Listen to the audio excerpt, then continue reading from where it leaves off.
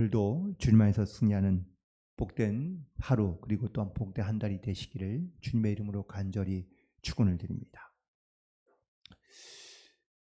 행복의 조건에는 4가지가 있다고 그럽니다. 첫 번째는 일자리가 있어야 됩니다. 자기가 열심히 일할 수 있는 일터가 있어야 그 사람은 행복하다는 것이죠. 물론 일할 때는 바쁘고 힘들고 또 피곤하기도 하지만 세상에 가장 괴로운 사람이 할 일이 없는 사람이라고 그럽니다. 두 번째는 소망이 있어야 됩니다. 즉 오늘보다는 내일이 더 나을 것이다 라는 이러한 기대와 소망이 있어야 되는데 이 소망이 없는 사람은 절망 가운데 살아가는 사람이고요. 절망은 곧 죽음에 이르는 병이기 때문에 그렇습니다. 그리고 세 번째는 사랑하는 대상이 있어야 됩니다. 물론 사랑받는 걸 좋아하는 사람도 있지만 내가 사랑할 대상이 있다는 것이 이것이 얼마나 큰 행복인지 알 수 없습니다. 그리고 마지막 4번째는 바로 믿을 만한 대상이 있어야 됩니다. 만약 내 주변에 믿을 만한 사람이 없다면 그는 참 불행한 사람이라고 말할 수 있습니다. 아무것도 믿을 것이 없다라고 말하는 사람은 사실 내 죽은 삶을 살아가는 것과 다를 바가 없습니다. 따라서 우리가 지금 믿을 만한 사람 혹은 믿을 대상이 있다는 것, 우리가 하나님을 믿고 또한 하나님의 그 사랑으로 말미암아 이 땅 가운데 살아갈 때 우리는 바로 행복한 삶을 살아갈 수 있는 줄로 믿습니다. 오늘 본문에 있는 말씀에 보면은 예수님께서 복 있는 사람은 이라고 이렇게 말씀하신 마태복음 5장부터 7장까지에 있는 산상수훈의 말씀을 축약시켜 놓은 부분이라고 말할 수 있습니다. 주로 마태복음에서는 마태가 주로 사용했던 말 중에 하나가 너희는 무엇 하라 라는 말을 들었지만 나는 너희에게 이르노니 라고 이렇게 다시 하나님의 말씀과 율법을 재해석해서 내어놓는 말씀들이 많습니다. 즉 과거에 있는 율법뿐만 아니라 그 율법을 새로운 말씀으로 재해석하신 예수님의 말씀을 대언하고 있다면 누가복음은 조금 약간 윤리적인 즉 율법 안에서 거의 머물러 있고 또한 누가는 당시에 어쩌면 천대받던 사람들 사회적이든 종교적이든 가장 약자였던 가난한 사람들이나 아니면 낮은 자 또한 고통받는 자들을 오신 예수님의 사역에 대하여 강조하고 있는 부분을 말씀하고 있는 것을 보게 됩니다. 누구나 다 세상에 살아가면서 행복을 누리며 복을 받길 원하고 또한 상급받기를 원하는 삶을 살아갑니다. 그러나 어떻게 하면 우리가 복을 누리며 살아갈 수 있는지, 복이란 사실 눈에 보이는 게 아닙니다. 또 손으로 만져질 수 있는 것도 아닙니다. 어느 하늘에서 갑자기 뚝 내 눈앞에 떨어지는 것도 아니기도 합니다. 그래서 예전에 지금도 마찬가지지만 복을 받기를 원해서 곳곳에 복자를 써놓고 복을 빌기도 하고 복을 원하기도 하지만 그렇다고 모든 사람이 다 복을 누리며 살아가는 것은 아닌 것 같습니다. 우리는 하나님께서 주시는 복을 사모하고 또 하나님이 주시는 상급을 우리는 바라며 우리는 이 땅 가운데 살아가야 될 줄로 믿습니다. 그러나 우리 가운데 주시는 하나님의 이 상급과 복이 어떻게 오느냐 우리가 그 통로를 알고 또한 하나님께서 주시는 말씀을 통해서 우리 가운데 온다는 사실을 깨닫고 오늘 우리 이 말씀을 의지함으로 그리고 이 말씀을 우리가 따라 믿음으로 나아갈 때 하나님의 주시는 복을 누리며 이 땅 가운데 살아갈 수 있는 줄로 믿습니다. 특별히 진리 가운데 하나는 하나님께서 우리 가운데 말씀을 통하여 복을 준다는 사실을 깨닫고 우리는 이 말씀 가운데 나아가야 될 줄로 믿습니다. 하나님께서 아브라함을 부르실 때 내가 지시한 땅으로 가라. 그럼 내게 복이 있으리라 라고 말씀해 주십니다. 그리고 너는 복의 근원이 될지라 라고 말씀해 주셨는데 아브라함이 바로 이 말씀을 믿고 이 말씀을 따라 하나님의 말씀하신 곳으로 갔을 때 그가 복을 받고 복을 누리며 복의 근원이 되어 이 땅 가운데 살아가게 된 줄로 믿습니다. 그러므로 우리도 하나님께서 주신 나에게 주시는 말씀을 따라 우리가 믿음으로 순종하며 또한 그 말씀을 통하여 우리가 의지하며 나아갈 때 또한 그 말씀을 순종하며 나아갈 때 하나님께서 주시는 복과 상급을 누리며 살아갈 수 있는 그런 우리 모두가 되기를 간절히 소망합니다. 오늘 특별히 본문에 있는 말씀 가운데 우리가 잘 알고 있는 4가지 종류의 사람이 복이 있고요. 또한 화가 있는 4종류의 사람이 등장하는데 먼저 보면은 첫 번째로 가난한 자는 복이 있다라고 이렇게 말씀하고 있는 것을 보게 됩니다.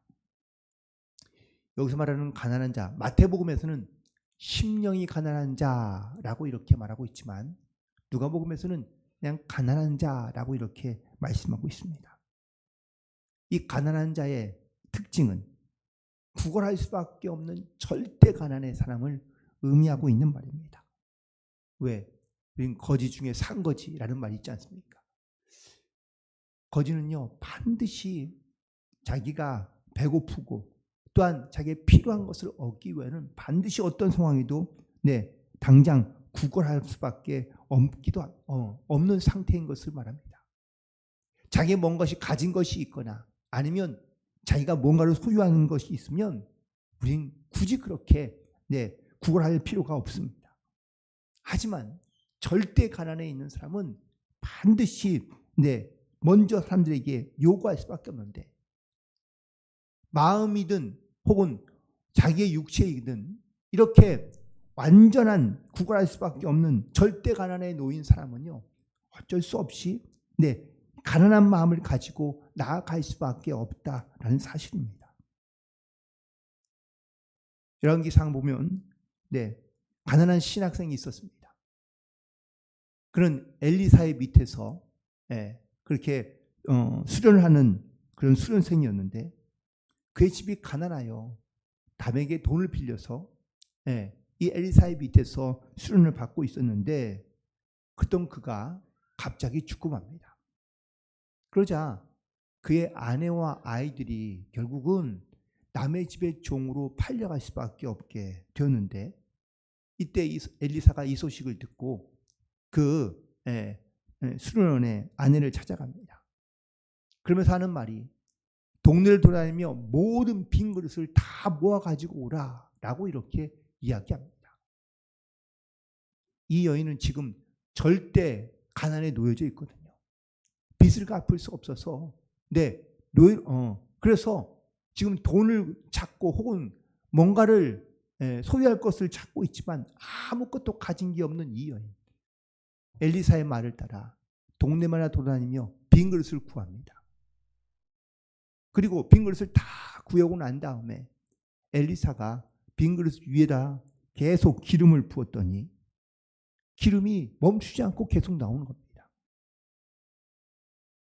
그러자 그릇이 다 차고 난 다음에 빈 그릇이 더 없느냐라고 물었더니 다른 빈 그릇이 없습니다 라고 고백하자 기름병에서 기름이 그치게 됩니다. 그리고 여인은 이 기름을 팔아 그래서 빚을 갚고 또한 나머지 자기 자녀들을 양육하는데 큰 도움을 얻게 되었다고 말씀하고 있습니다. 여러분, 우리가 주님 앞에 나올 때 이런 빈 그릇을 준비하는 마음을 가지고 주님 앞에 나아갈 수 있는 저와 여러분 되기를 간절히 소망합니다. 이 여인이 어떠한 마음으로 그릇을 빌렸을까? 정말 이것 말고는 또한 이 말씀 말고는 내가 도무지 의지할 길이 없는 그 영적인 상태, 그 마음의 상태, 절대 가난에 놓여 있을 때 우리가 하나님을 의지하고 하나님을 찾게 되고 또한 하나님께 은혜를 구할 때 하나님께서 그에게 복을 주시고 그리고 하나님 나라의 바로 백성으로 큰 하나님의 나라의 그 은혜를 누리며 살아갈 수 있는 귀한 능력과 역사가 우리 가운데 나타나게 될 줄로 믿습니다. 그리고 두 번째는 바로 21절의 말씀이죠. 지금 줄인 자는 복이 있다라고 말씀하고 있습니다. 그런데 마태복음에서는 뭐라고 말하고 있느냐? 6장 5절에 보니까 의에 줄이고 목마른 자라고 이렇게 표현하고 있습니다. 많은 사람들이, 현대를 살아가는 많은 사람들이 육체의 배고픔에, 먹는 것에 요즘 먹방이라고 그러죠. 관심이 많지만 영혼의 배고픔에는 크게 관심을 두지 않는 것 같습니다. 그러니 굳이 영혼이 갈급하지 않고 영혼에 대한 목마름이 없으니 하나님을 찾는 것이 혹은 또 하나님을 찾지 않는 것이 어쩌면 당연하게 여겨지고 있는 것 같습니다. 우리가 간절한 마음을 가지고 주님을 찾는 것과 주님을 찾지 않는 것은요, 큰 차이가 있을 수밖에 없습니다.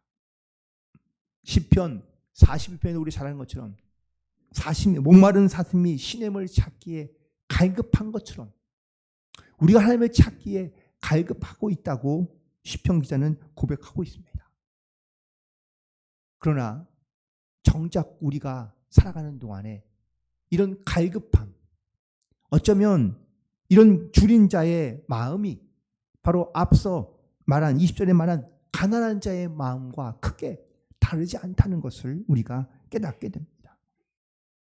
내 육신이 배가 부르면은요, 사실 다른 걸 하기가 귀찮습니다. 그러나 배가 고프면 다른 생각이 별로 안 납니다. 이 허기를 빨리 채우고 또한 내 부족함을 빨리 채우기를 원할 뿐이지 그 외에 다른 생각은 잘 하지 않기 때문입니다. 영적으로 갈급하다는 말이 이겁니다. 내가 하나님 외에는 다른 것이 생각나지 않는 것, 하나님 외에는 다른 것이 내 눈에 들어오지 않는 것, 이것이 바로 줄인 자의 모습이며 또한 줄인 자의 마음인 줄로 믿습니다. 예전에 그 월드컵 때 히딩크가 했던 말이 기억나는 말, 광고에도 물론 쓰이긴 했지만 그 말이 기억하죠. 16강에 딱 들어가고 난 다음에 우리는 이제 이걸로 만족한다 그랬더니 히딩크가 한 말은 나는 아직도 배가 고프다 라는 말이었습니다. 그가 육체적인 배가 고픈 게 아니지 않습니까? 갈망하는 것, 소망하는 것, 여전히 그것을 갖고 있다라는 겁니다. 이 시대를 한마디로 표현하면 아모스의 시대 같다라고 말하기도 합니다. 아모스의 시대는 어떤 시대인 줄 아십니까? 말씀에 갈급한 시대, 말씀의 기가를 갖고 있던 시대. 아모스서 8장 11절에 보면 내가 기근을 땅에 보내리니 양식이 없어 주림이 아니요 물이 없어 가람이 아니요 여호와의 말씀을 듣지 못한 기갈이라. 지금의 이 시대가 양식이 없어 주는 게 아닙니다. 혹은 물이 없어 목말라 하는 시대가 아닙니다. 그러나 영혼은 말씀의 갈급함을 느끼며 살아가는 이런 시대가 되었다라는 사실을 우리는 반드시 돌아보게 됩니다. 그러므로 우리가 줄인 자처럼, 목마른 자처럼, 갈급해하는 자처럼 주님을 향해 갈급한 마음과 심령을 가지고 나아가면 하나님도 우리 가운데 주시는 은혜 또한 복을 누리며 살아가게 될 줄로 믿습니다. 그리고 또 21절에 있는 말씀이죠. 지금 우는 자는 복이 있나니. 예수님께서 우는 자가 복이 있다고 말씀하십니다. 그러나 이 우는 자가 바로 웃을 것이기 때문이라고 말씀하고 있는데요. 시편에 보면 하나님께 구하는 제사는 상한 심령이라고 말씀하고 있습니다. 우리가 통회하는 마음, 자복하는 마음, 우는 마음을 가지고 하나님 앞에 나아가야 한다라는 겁니다. 나 때문에 우는 눈물 물론 있겠지만 나 때문에 우는 눈물보다 하나님을 향해 흐르는 눈물, 어쩌면 가난한 자, 줄인 자, 그리고 지금 우는 자는 다 같은 마음을 갖고 있는 삶인 것을 깨닫게 됩니다. 여러분들 언제 웃게 됩니까? 물론 내가 기쁜 일이 있고 즐거운 일이 있을 때 다시 우리가 그런 어떤 웃는 자의 모습을 갖기도 하지만 이때 웃는 것은 마음이 시원해지는 것을 말하고 있습니다. 사실 웃지만 웃어도 사실은 마음이 시원하지 않는 경우들이 종종 있습니다. 그런데 어떤 내 마음에 있던 이런 갈급함이라든지 문제라든지 정말 간절하게 소원하는 것이 또한 해결되거나 이루어질 때 그때 느끼는 이 마음의 시원함은 그 무엇과도 바꿀 수 없습니다. 우리가 주님 앞에 죄인됨을 고백하며 애통하는 마음을 가지고 주님 앞에 눈물 흘리며 우는 마음을 가지고 나아갈 때 주님께서 그 마음을 위로해 주실 때 우리 가운데 주님이 주시는 그 시원함이 또한 그런 기쁨과 또한 웃음이 넘치는 그러한 복된 성도들 되기를 간절히 소망합니다. 그리고 마지막 네 번째는 바로 22절에 있는 말씀인데 바로 핍박을 받는 사람이 복이 있다라고 말씀하고 있습니다. 사람들이 너희를 미워하며 멀리하고 욕하며 너희 이름을 악하다 하여 버릴 때에 너희에게 복이 있다라고 말씀하고 있습니다. 다른 말씀들은 조금은 우리 가운데 다가오는데 크게 불편함이 없는데 이 마지막 말씀은 우리에게 잘 다가오지 않습니다. 사람들이 너희를 미워하고 우리를 멀리하고 욕하고 악하다 버릴 때 우리는 고통스럽고 힘들거든요. 분노하게 됩니다. 예수님 때문에 핍박받는 자라고 마태복음에서는 말씀하고 있습니다. 내 이름을 위하여 핍박받는 자 복이 있다고 말씀하고 있는데 우리가 자기의 잘못이나 자기의 성질이나 아니면 어떤 자기의 어떤 일 때문에 내 실수 때문에 나의 죄 때문에 내가 욕을 먹고 나를 악하다 하는 것은 인정할 수 있는데 나 때문이 아니라 앞서 말씀하죠. 인자로 말미암아 즉 예수님 때문에 교회 때문에 믿음 때문에 핍박을 받고 혹은 고난을 당하는 것을 우리는 복이 있다고 생각하고 있지 않기 때문입니다. 베드로전서 2장 20절과 21절에 있는 말씀 보면 죄가 있어 매를 맞고 참으면 무슨 칭찬이 있으리요. 오직 선을 행함으로 고난을 받고 참으면 이는 하나님 앞에 아름답도다. 이를 인하여 너희가 부르심을 입었나니 그리스도도 너를 위하여 고난을 받으사 너희에게 본을 끼쳐 그 자취를 따라오게 하려 함이라 라고 말씀하고 있습니다. 우리가 주님을 따라 그의 자취를 따라가려 한다면 주님께서 고난당하신 것처럼 우리도 주님 때문에 고난받을 수 있어야 한다는 것을 말씀하고 있습니다. 그러나 우리는 신앙 때문에 믿음 때문에 또한 교회 때문에 예수님 때문에 고난받는 것을 잘 이해하지 못하기 쉽습니다. 23절에 있는 말씀, 오늘 본문에 있는 말씀 다시 한번 보면 그날에 기뻐하고 뛰놀라 하늘에서 너희 상이 큼이라. 오늘의 결론적인 말씀이기도 합니다. 우리가 세상에서 가난한 자가 복이 있으며 줄인 자가 복이 있고 우는 자가 복이 있지만 주님께서 정말 우리에게 주시는 가장 큰 복은 바로 오늘 말씀 22절의 말씀처럼 이 예수님 때문에 고난받는 것, 예수님 때문에 희생당하는 것, 예수님 때문에 오해받는 것, 그날에 오히려 기뻐하며 또한 뛰놀며 하늘의 상급이 우리에게 주신 이 상급을 기억하며 나아가는 것, 이것이 바로 성도들의 모습이며 또한 성도들의 신앙과 믿음이 되기를 우리 가운데 원하시고 계시다는 사실을 말씀하고 있습니다. 사실 우리의 삶의 현장은 영적 전쟁터나 똑같습니다. 우리는 영적 전쟁을 하고 있는 믿음의 군사들입니다. 이 영적 전쟁에는요, 여러분, 적당히가 없습니다. 전쟁은, 군사는요, 승리 아니면 패배뿐입니다. 다시 말하면 하나님께 영광을 돌리느냐, 그렇지 않느냐라는 영적 싸움이라는 겁니다. 이 싸움에서 우리가 의지할 수 있는 건 예수님뿐입니다.